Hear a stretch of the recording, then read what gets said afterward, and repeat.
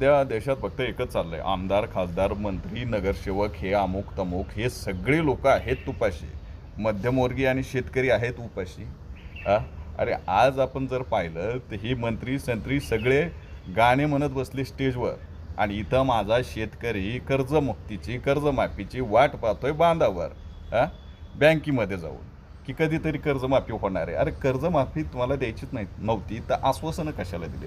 बरं तुम्ही कर्जमाफी देऊ नका, आमच्या मालाला योग्य भाव द्या, शेतकऱ्याच्या ऊसाला भाव द्या, शेतकऱ्याच्या कांद्याला भाव द्या.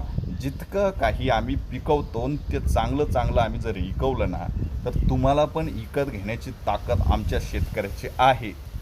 सरकारला पण सरकार तुम्ही आमची नौकर आहात तर नौकरासारखं वागा, आणि जी आम्ही मागणी करतो ती तुम्ही पूर्ण करा ना. तुम्ही तुमची मस्त मजा करायला लागली. मजा करण्यासाठी निवडून दिलं का तुम्हाला? मजा करण्यासाठी मजा करायची तर तुमच्या पैशावर करा ना. तुमचे काय असतील ना शेविंग बिविंग तर त्याच्यावरती करा ना.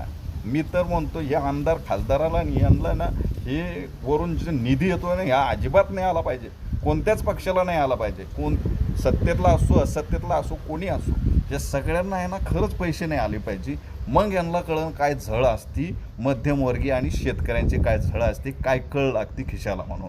पण यांना कोणाला काही घेणं देणं नाही आहे.